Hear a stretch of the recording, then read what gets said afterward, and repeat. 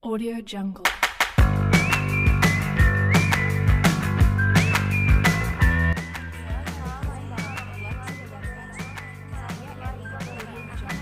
dari kelompok D akan mempresentasikan hasil dari tiga kelompok kami.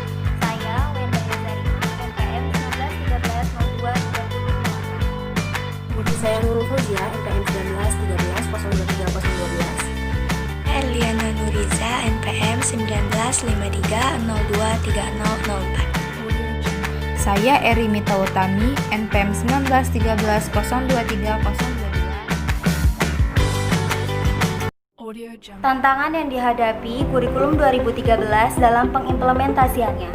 Kurikulum menurut Undang-Undang Nomor 20 Tahun 2003 Pasal 1 Ayat 19 merupakan seperangkat rencana dan pengaturan mengenai tujuan, isi, dan bahan pelajaran serta cara yang digunakan sebagai pedoman penyelenggaraan kegiatan pembelajaran untuk mencapai tujuan pendidikan tertentu. Pengembangan kurikulum 2013 merupakan langkah lanjutan mengembangkan kurikulum berbasis kompetensi yang telah dirintis pada tahun 2004 dan KTSP 2006 yang mencakup kompetensi sikap, pengetahuan, dan keterampilan secara terpadu. Titik tekan pengembangan kurikulum 2013 yaitu penyempurnaan pola pikir, penguatan tata kelola kurikulum, pendalaman dan perluasan materi, penguatan proses pembelajaran, dan penyesuaian beban belajar agar dapat menjalin kesesuaian antara apa yang diinginkan dan apa yang akan dihasilkan. Pengembangan kurikulum amatlah penting dan sejalan dengan kontinuitas kemajuan ilmu pengetahuan, teknologi, seni, budaya, dan perubahan masyarakat yang terjadi baik secara tatanan lokal, regional, dan secara global di masa mendatang. Aneka kemajuan dan perubahan tersebut melahirkan tantangan internal dan eksternal dalam dunia pendidikan. Implementasi kurikulum 2013 merupakan langkah strategis dalam menghadapi globalisasi dan tuntutan masyarakat Indonesia di masa mendatang. Pengembangan kurikulum 2013 dilaksanakan atas dasar beberapa prinsip utama. Aplikasi taat asas dari prinsip-prinsip ini menjadi sangat esensial dalam mewujudkan keberhasilan implementasi kurikulum 2013.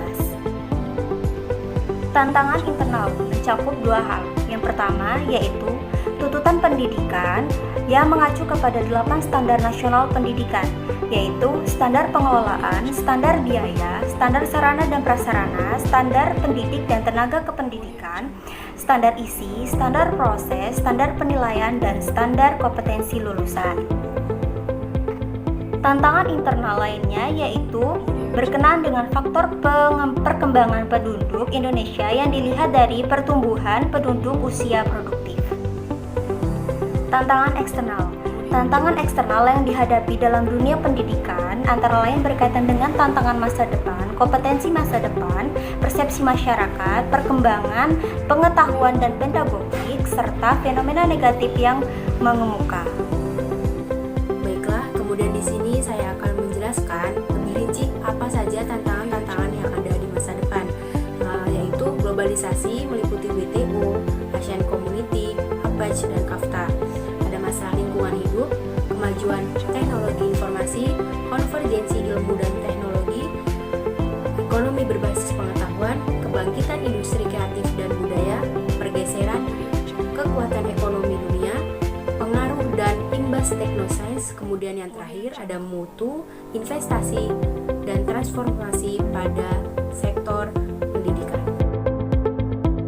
Selanjutnya yaitu tantangan kompetensi masa depan, meliputi kemampuan berkomunikasi, kemampuan berpikir jernih dan kritis, kemampuan mempertimbangkan segi moral suatu permasalahan, kemampuan menjadi warga negara yang bertanggung jawab, kemampuan mencoba untuk mengerti dan toleran terhadap pandangan yang berbeda, kemudian kemampuan hidup dalam masyarakat yang global, memiliki minat luas dalam kehidupan, memiliki kesiapan untuk bekerja,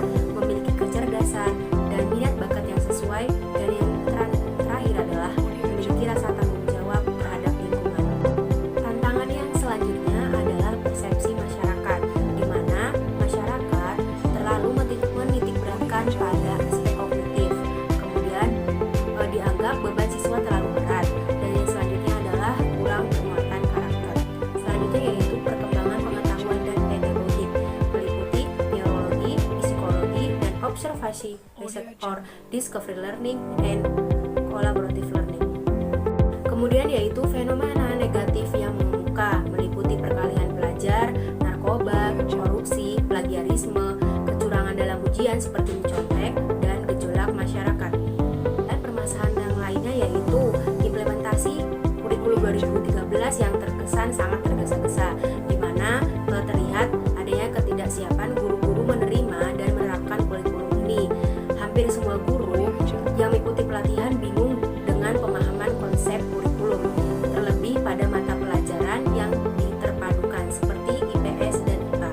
Kendala lain dalam implementasi kurikulum 2013 ini adalah mindset guru yang masih mendominasi, sehingga merupakan pekerjaan yang tidak mudah mengubah mindset guru dari yang lama menjadi yang baru.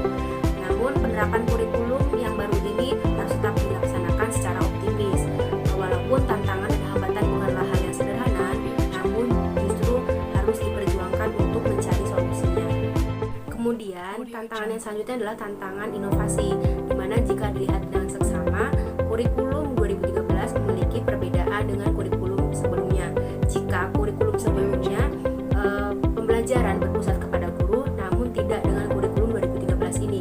Kurikulum 2013 ini menitik beratkan kepada pembelajaran yang aktif yang dilakukan oleh siswa, sehingga di sini terdapat tantangan inovasi yang harus dilakukan oleh guru, di mana guru harus lebih kreatif dalam memilih metode-metode pembelajaran. Kemudian tantangan yang selanjutnya adalah tantangan fasilitasi dan sarana dan prasarana.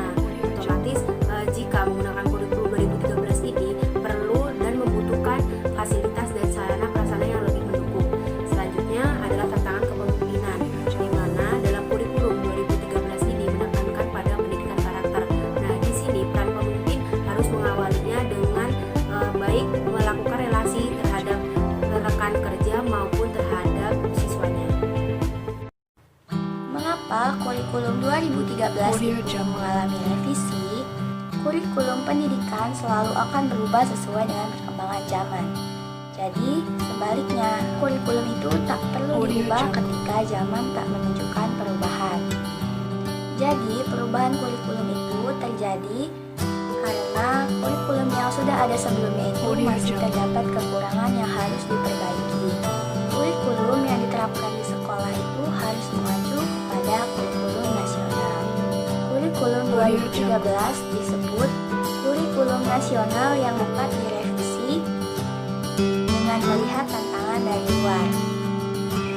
Jadi perubahannya itu tergantung dari tantangan yang berasal dari luar, pertambahan pengetahuan, dan perkembangan teknologi yang akan mempengaruhi penyempurnaan kurikulum. Revisi kurikulum 2013 itu tidak hanya mengacu pada permasalahan implementatif.